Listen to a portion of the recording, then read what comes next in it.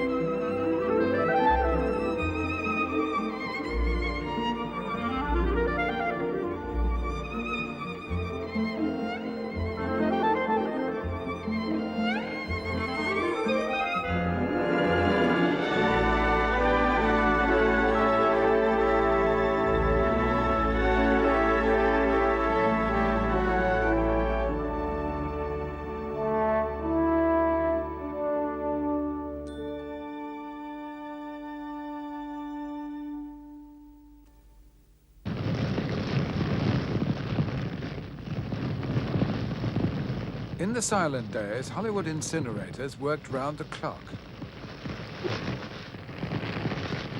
And this is one reason why Chaplin's working methods are so little known.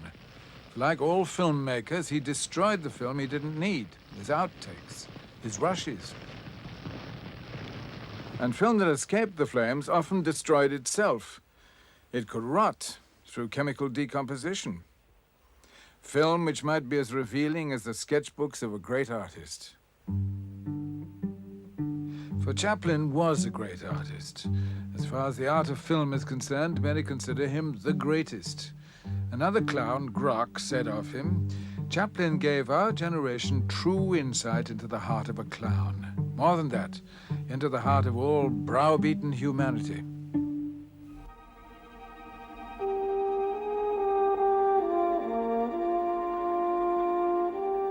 But Chaplin was very secretive about the way he worked. Only once did he allow himself to be filmed in action for a feature of 1923. And then only in brief shots like these, which gave nothing away.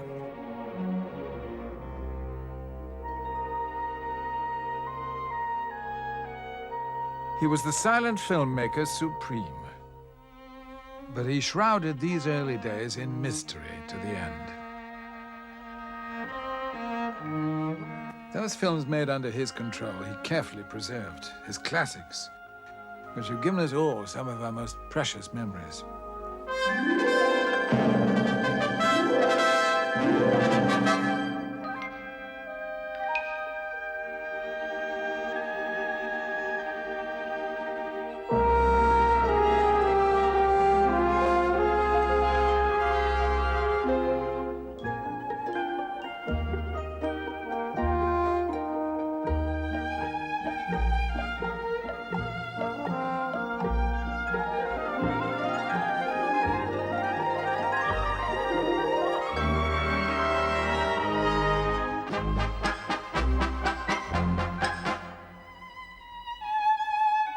For this film, Chaplin did not own the copyright. Easy Street, made for Mutual in 1916.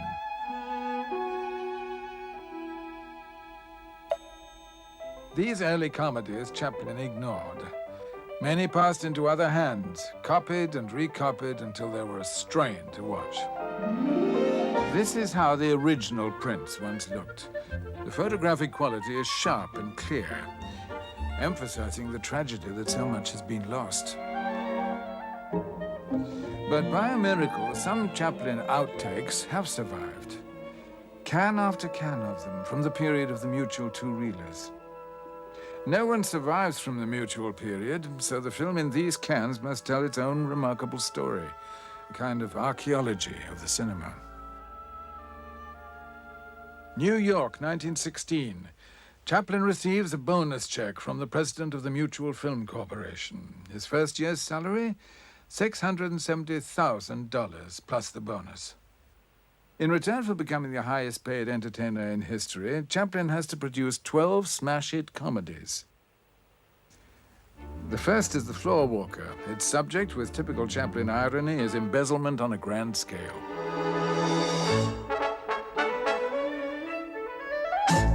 He gathers his stock company of cast and technicians. They will work on all the Mutuals. The heavy, Eric Campbell on the left. The heroine, Edna Purviance. Character man, Albert Austin. And Henry Bergman, who supported Chaplin in so many ways. Behind the camera, Rolly Totherow, who's been with Chaplin a year. Chaplin has come to depend on Totherow's camera eye as a kind of second director. Mutual builds Chaplin a studio in Los Angeles. They call it the Lone Star Studio. Like other studios of the time, it's open to the elements. Muslin cloth diffuses the sunlight, but fails to keep out the wind.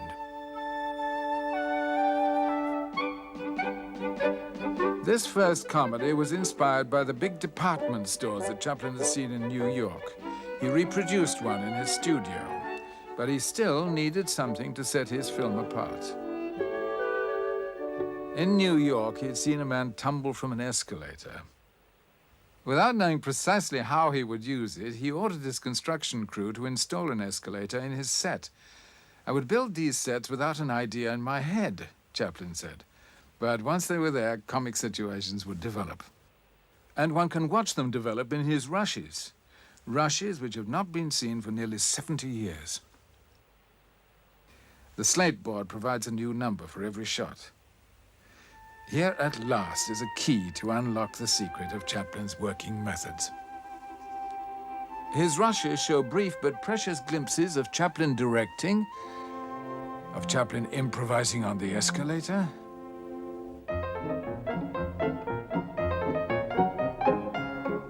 of the camera crew at work, of Chaplin relaxing between takes.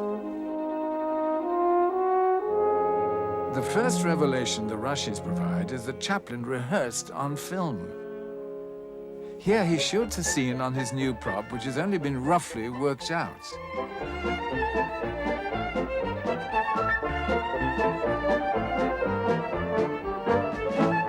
Having screened it, he reshoots it to quicken the action.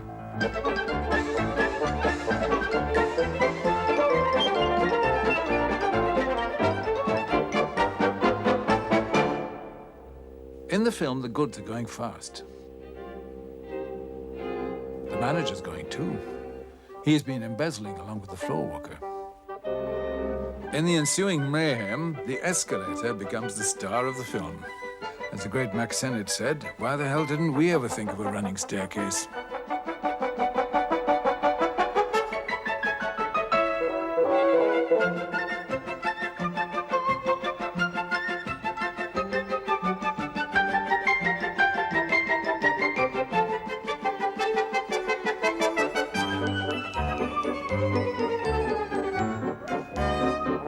Props and sets were the springboard for all the Chaplin Mutual comedies.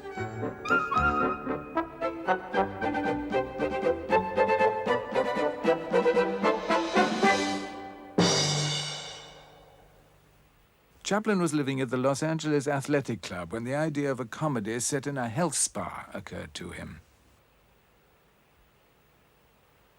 The film would become one of his most successful, The Cure, yet it proved an enormous struggle. He followed his usual method, working entirely without a script. He decided his health spa should be a prosperous place. Its focal point should be a drinking fountain with pure spa water. The man who found the well, played by Loyal Underwood, should be a physical wreck. So should his employees.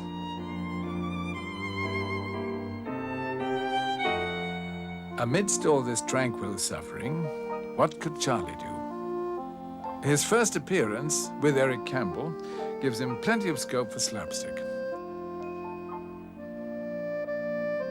But almost at once, he finds himself slowing up. He next aims directly for the first joke.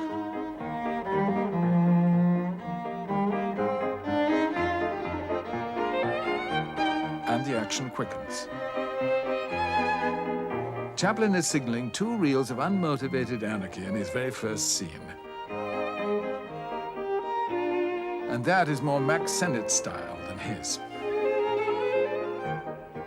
When he views this scene, he quickly spots its defects and knows at once he can do better.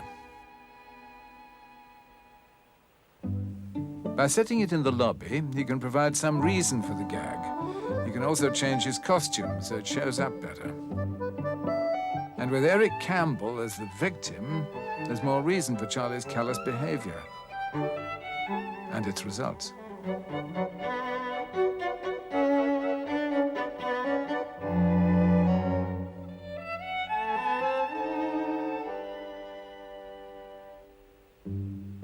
Now Chaplin changes the man in the wheelchair to Albert Austin. The raised skirt is more diverting on the stairs. Otherwise, it's exactly the same. Chaplin is suffering from a creative block. He repeats the scene a dozen times without being able to improve it. But all the work with the wheelchair gives him a brainwave.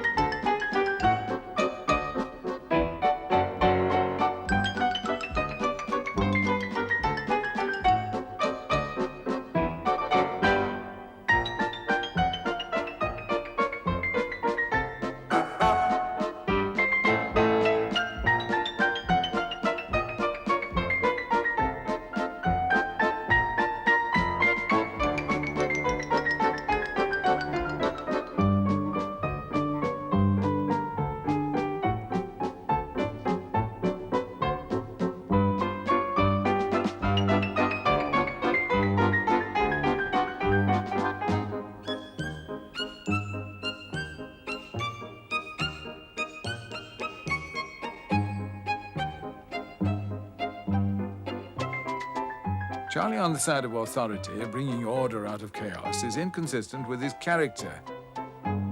Chaplin brings on the manager to end the joke. He senses there's little future in the bellhop character. 77 slates in. The health spa is rebuilt. The drinking fountain becomes a medicinal well.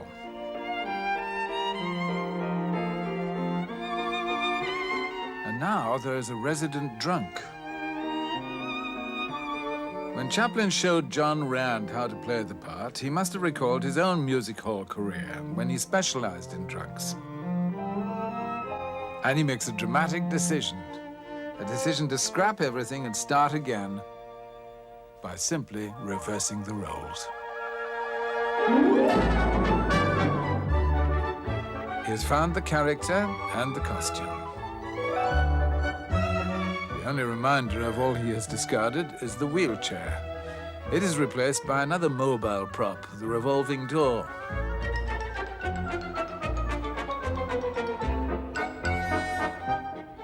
Chaplin had a lot of trouble with inanimate objects.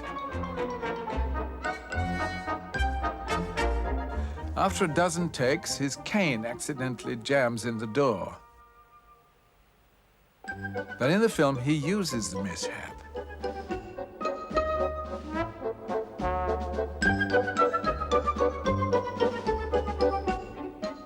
revolving door sparks off one of the most hilarious moments in the picture.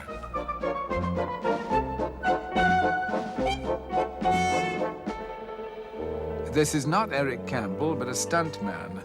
Chaplin has told him to stay underwater for as long as he can, waving his legs. The signal for his rescue, his legs together.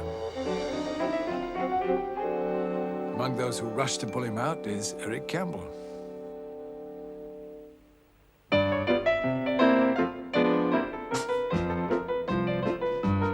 The gymnasium is the heart of a health spa and the heart of this film. Chaplin had many attempts to find the right gags.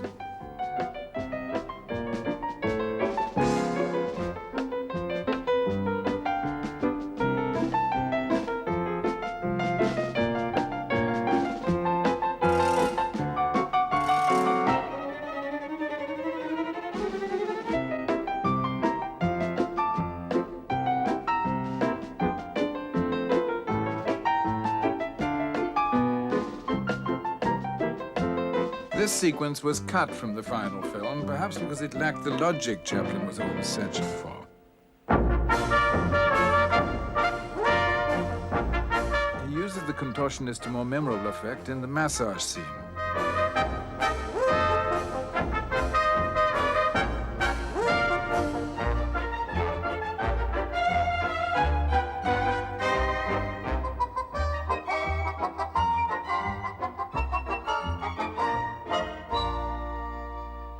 .622 slates in. Chaplin is reluctant to throw away the traffic cop gag, and he tries to fit it into the new shape.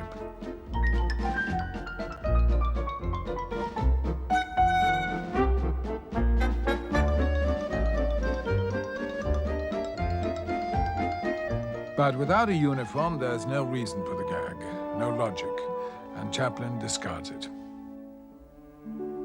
This romantic interlude, with Charlie promising to take the pledge, demonstrates the perils of directing and acting in the same film. Had Chaplin been watching from the camera, he would have noticed the overhead diffusers waving in the wind and letting sunlight through to the steps behind.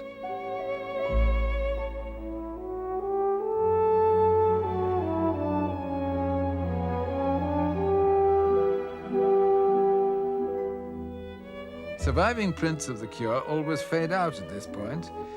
Could this have been how the film once ended?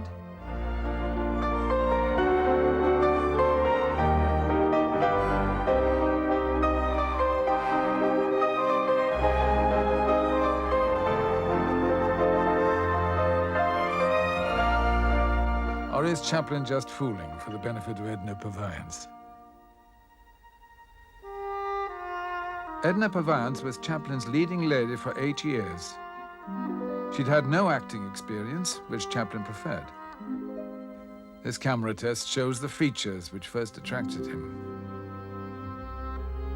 She had a sensitive mouth, he wrote, and beautiful, large eyes. She was more than pretty. Here, Chaplin directs her in a scene from The Adventurer. He wants her to resist Eric Campbell's advances with cool distaste. Edna was not a born actress, as these outtakes show, and Chaplin invested enormous effort in wresting a performance from her. She seems fed up shooting take after take, but her fatigue is part of the performance Chaplin is squeezing out of her.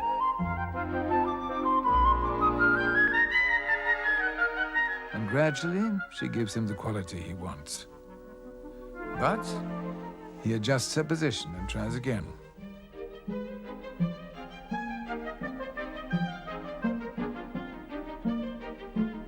Edna was required to be cool and distant so often that one critic wrote, "Edna Purviance may always have been sad."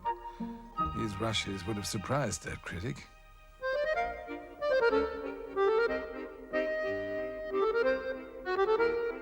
Edna's sense of humor delighted Chaplin, but cost him a great deal of film.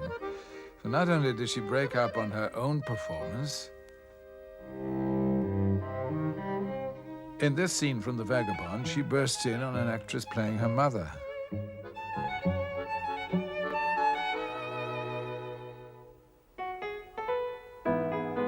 In an outtake from behind the screen, Charlie coaches her as though he were a director and not just an assistant prop man. But much of their work together must have looked like this.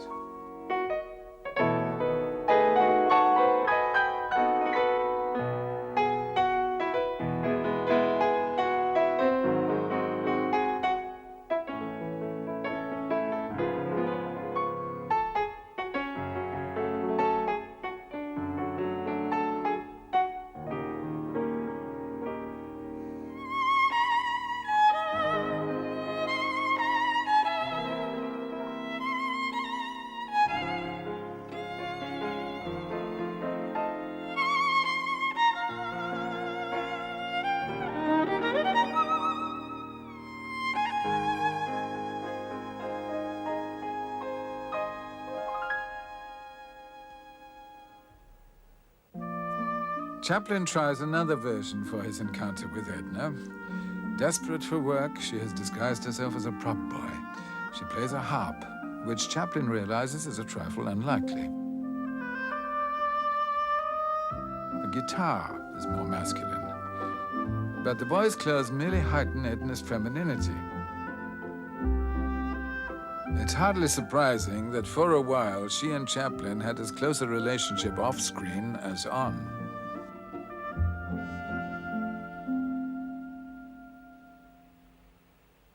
Behind the screen was a parody of Life at the Max in its studio, where Chaplin began his film career.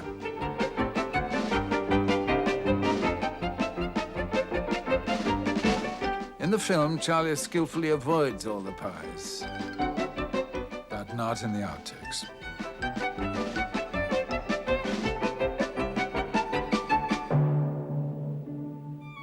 Senate comedies were also famous for glamorous girls.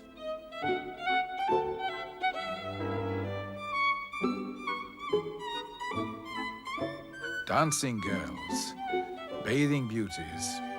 Chaplin parodies them all with his Dance of the Cleaning Ladies.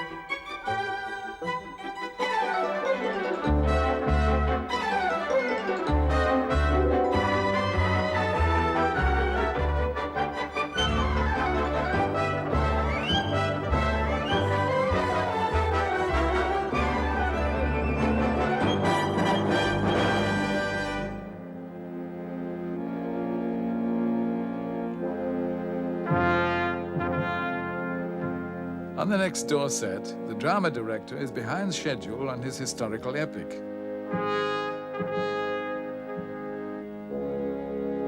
The executioner has no idea how to handle his axe.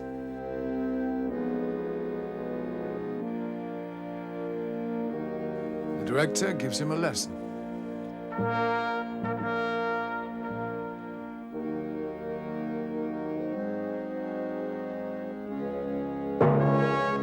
The blade falls within an inch of his heel, and there's no doubt the axe is sharp, for the blade is buried in the floor. Risky to do once, Chaplin does it again and again.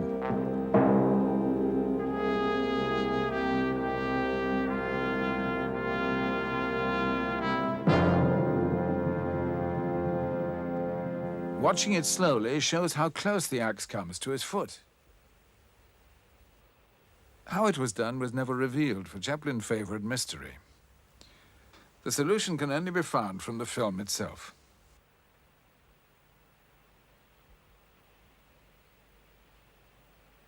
If we slow this down, it's even more baffling. He seems to kick an object on the floor, and his hat wobbles before he conjures it on his head.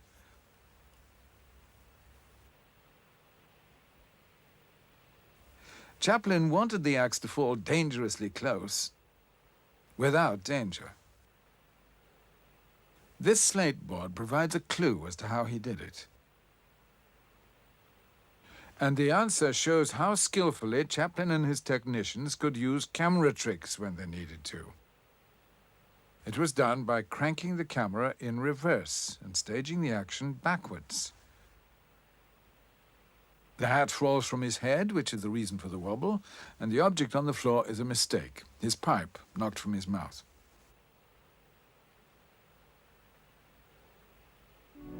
And after all this effort, the scene was cut and never shown. A Chaplin mystery, a film that was never made. The setting, an artist's cafe. Edna Purviance is the girl, as usual. She could be playing a kind of trilby to Eric Campbell's Svengali.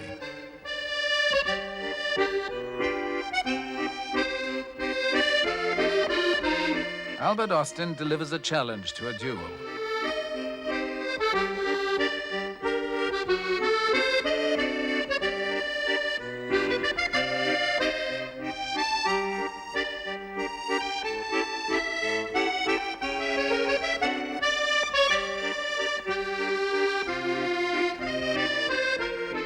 Whatever the idea, Chaplin rejects it. So now he starts in earnest, on slate 1. Albert Austin wears the same costume. Charlie is better dressed than usual.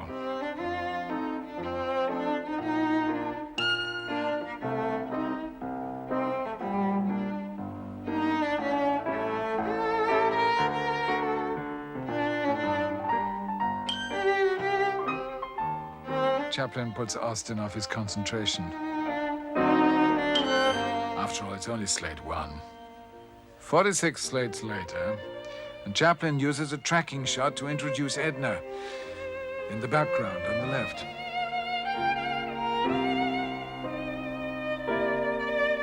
Now Edna wears a different costume and plays a different character. A lonely girl who can't afford a meal.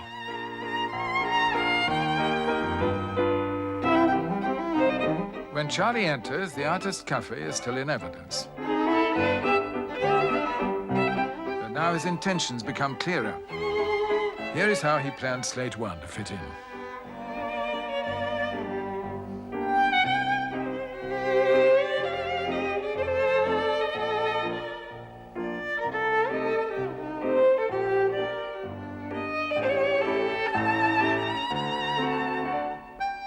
He cast Henry Bergman as a bullying waiter.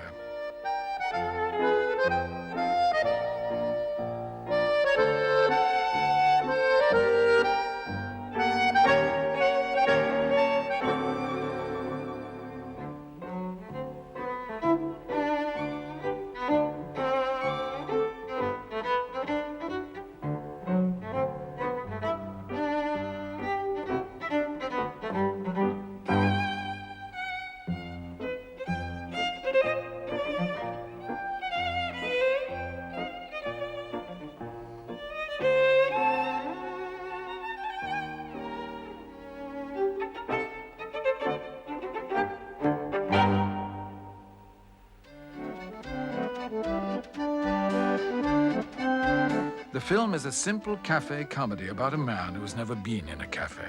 That's all it is, so far.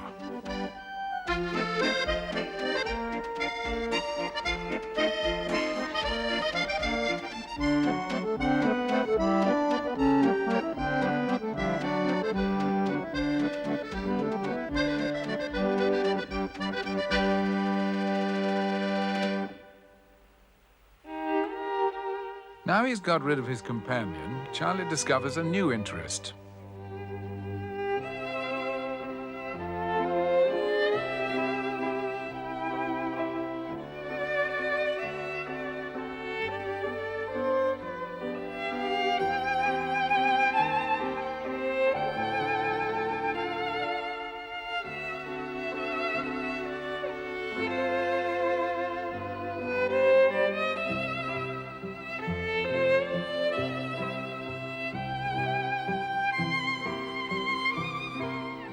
Charlie now sees the importance of table manners.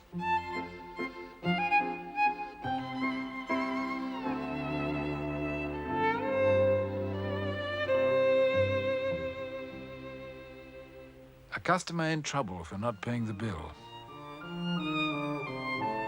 In his early years, Chaplin was intimidated by waiters, and he knew just how many people shared his response.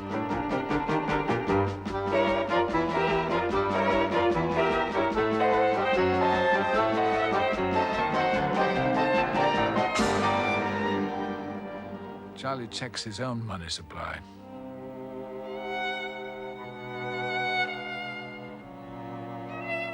Chaplin usually plays such scenes with delicate restraint, but in this outtake, his improvisation gets the better of him.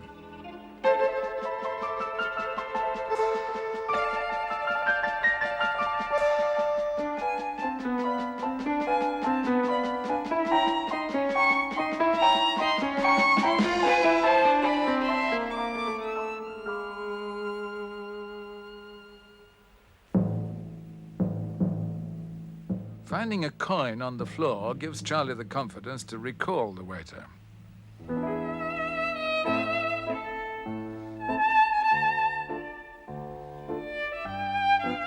Henry Bergman was a staunch member of Chaplin's stock company, proud of his ability to play any part. But Chaplin was now wondering about his ability to play this one.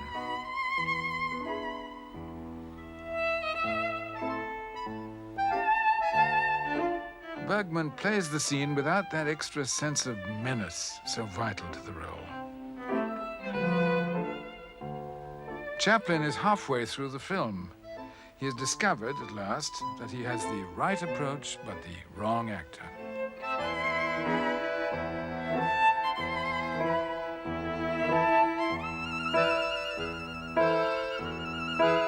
He has to make a drastic decision.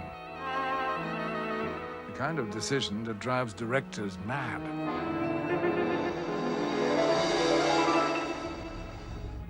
The next day, he starts all over again. He has to reshoot all the waiter scenes with Eric Campbell, this time to much greater effect.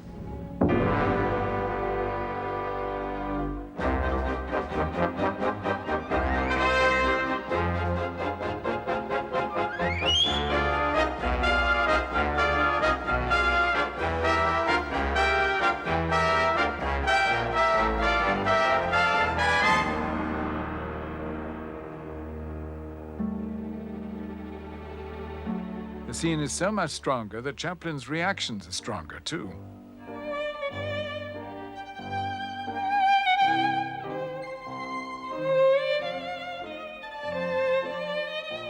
By the change of actor, Chaplin converts a mildly amusing scene into what, in its full version, is a classic sequence of film comedy.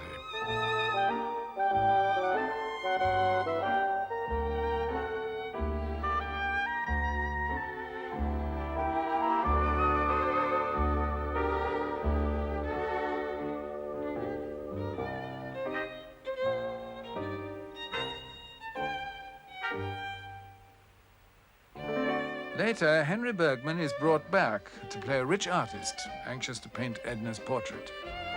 Chaplin's original idea of an artist cafe pays off. The cafe scene cannot be sustained for a full 2 reels, even with retakes of Campbell. Chaplin needs another outstanding idea. He gets it by asking a simple question: where has Edna come from?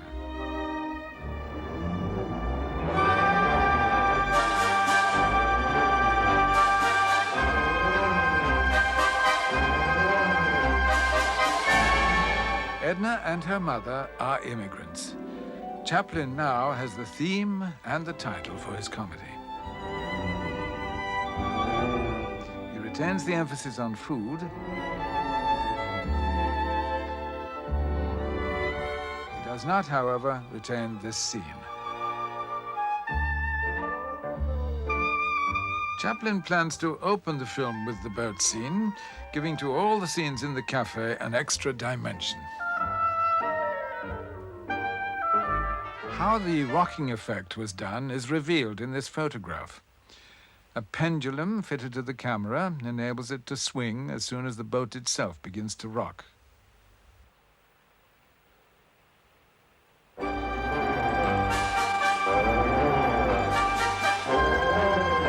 Chaplin makes even the misery of the immigrant seem comic.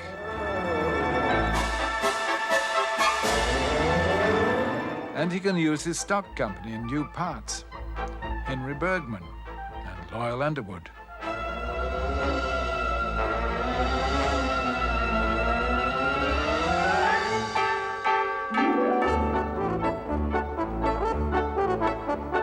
The set of the dining room is not on the boat, but in the studio. The cameraman accidentally reveals that the set is on rockers.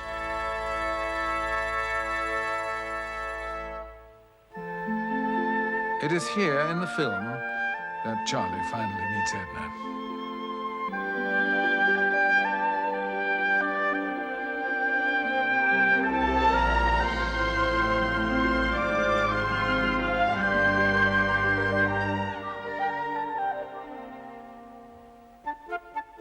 During the card game, Chaplin produces a prop he had never used before and would never use again.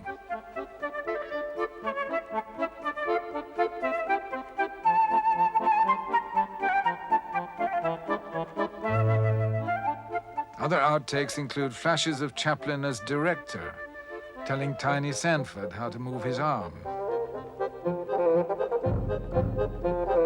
watching an uninspired actor in growing dismay,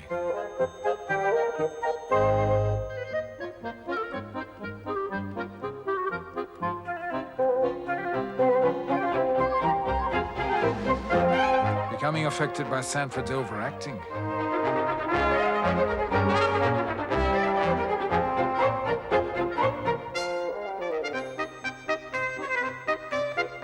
By Sanford's whistling. Or by his own method of shuffling in which he doesn't move a single card.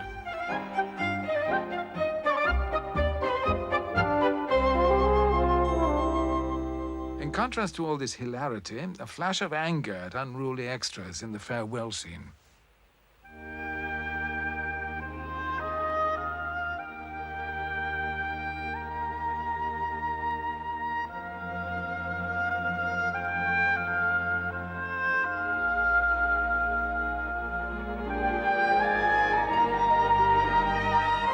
Near the end of the filming, Chaplin ties up the loose ends. A coin now becomes the link between the boat and the cafe. After 745 slates, he has to reshoot his meeting with Edna, for now they know each other.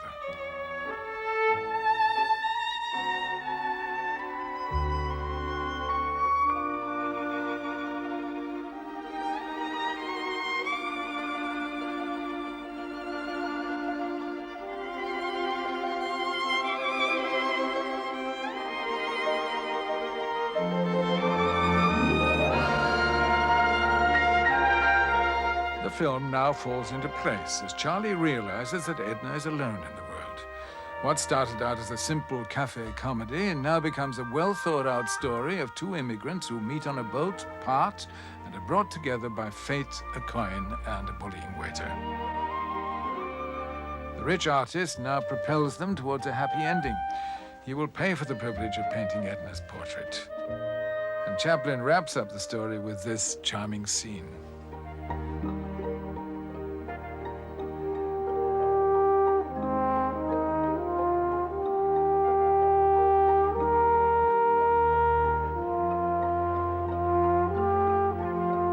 On its release, Photoplay magazine said, "In its roughness and apparent simplicity, The Immigrant is a jewel.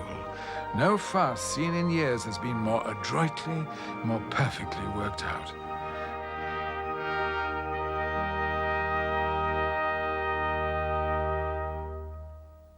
To make sure that everything was perfectly worked out, Chaplin surrounded himself with vaudevillians like John Rand, who knew comedy inside out.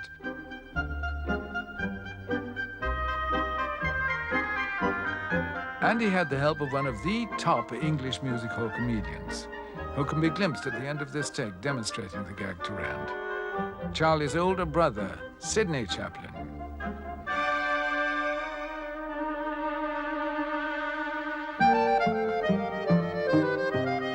Sydney, on the right, had been the more famous comic in England, but he took his work less seriously than his brother, which perhaps accounts for this piece of film, the kind of fun in front of the camera Charlie seldom indulged in.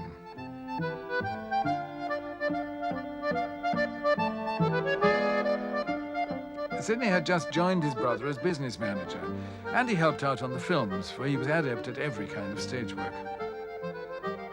But even as skilled a performer as Sid Chaplin could make mistakes. So it was with his brother. Buried among his rushes are his mishaps and accidents.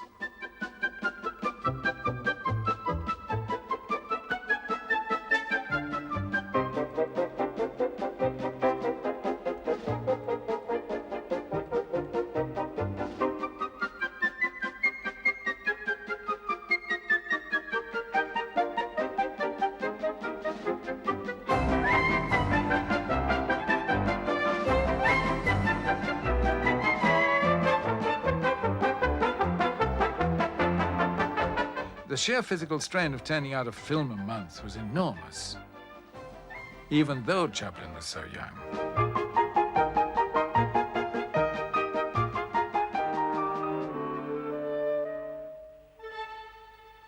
Was it coincidence that in Chaplin's last film, under the demanding mutual contract, he plays a man who escapes from prison?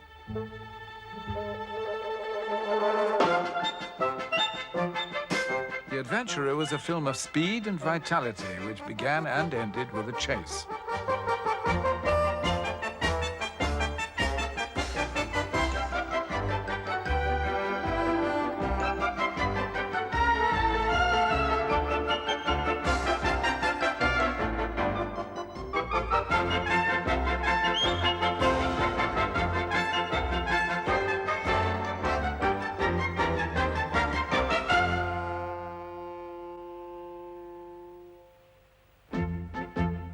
Later in the film, Charlie finds himself a guest at a house party, but he's never been a guest of anyone, except the federal authorities.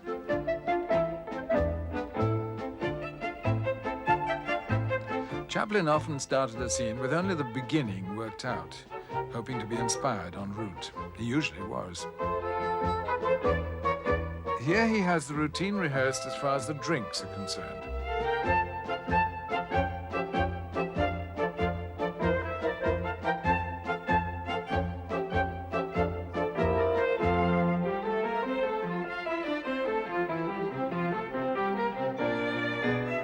Now he begins to improvise.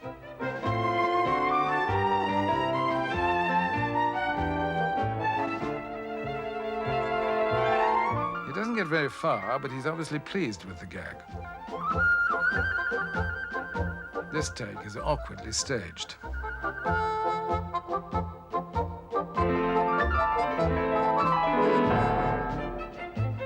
However, it gives him a bright idea. He should now meet someone. Who? He improvises a joke which convulses them both.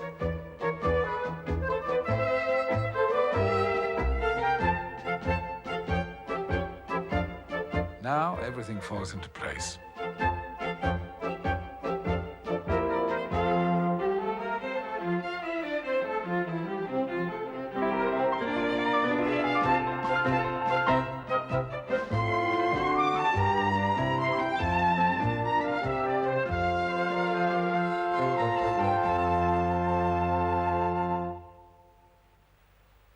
Charlie becomes better acquainted with Edna.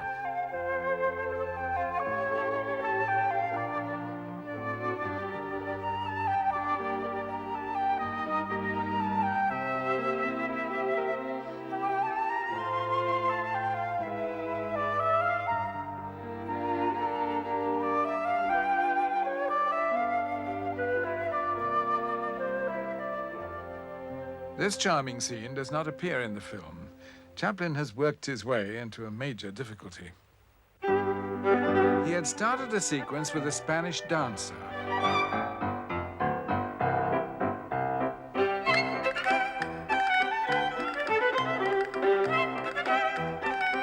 We've assembled the scene as we think Chaplin planned it.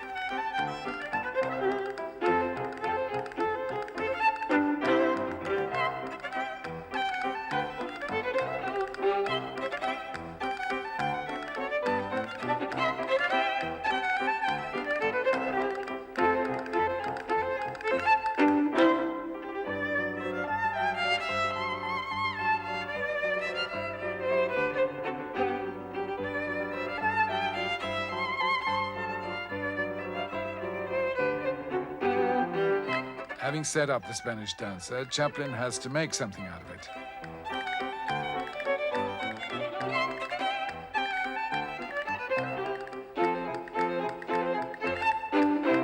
In this close-up, he conveys the effect on his pulse rate much more strongly.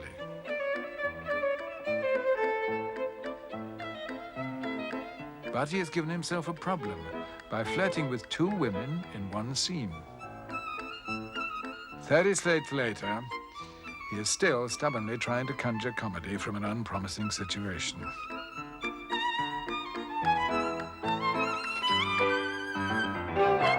Charlie thinks the dancer is causing him to overheat. Actually, he's sitting on a radiator leaking steam. That much Chaplin has worked out. What he hasn't worked out is what to do when he discovers the radiator.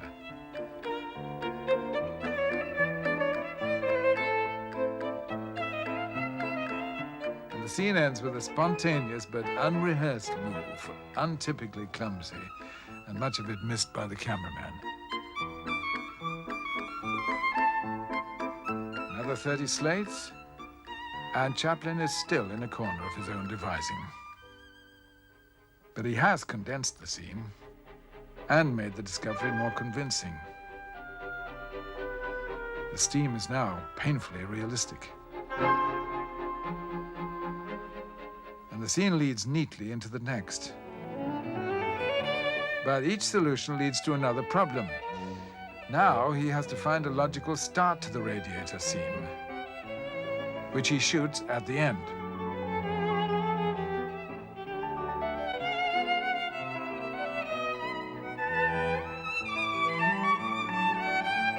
Now that he has worked out all the permutations after 100 laborious slates, what does he do with the sequence?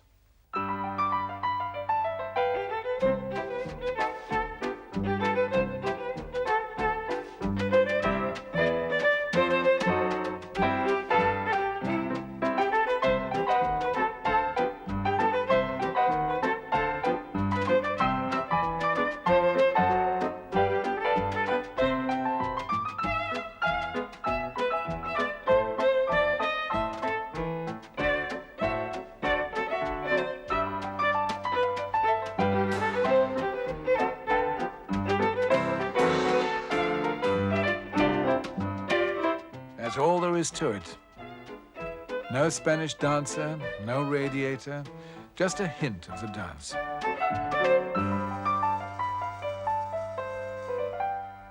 When I had difficulty solving a problem, wrote Chaplin, I would lay off work and try to think, striding up and down in torment. This unique fragment shows him in discussion with Albert Austin and Henry Bergman, his two closest advisors. It was the hours spent like this that produced moments like this.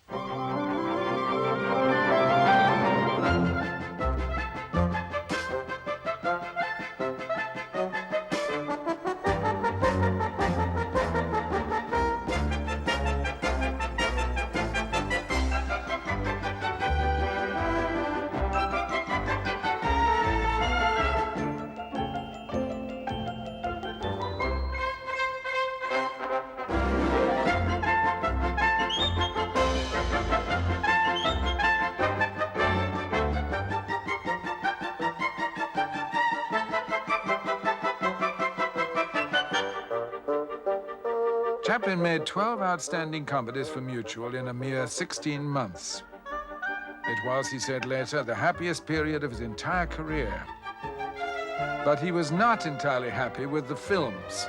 Must every comedy end with a chase, he asked?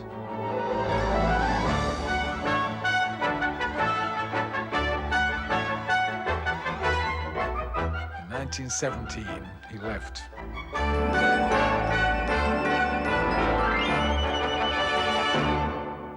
He joined First National, built his own studio, and at last achieved the independence he had aimed for.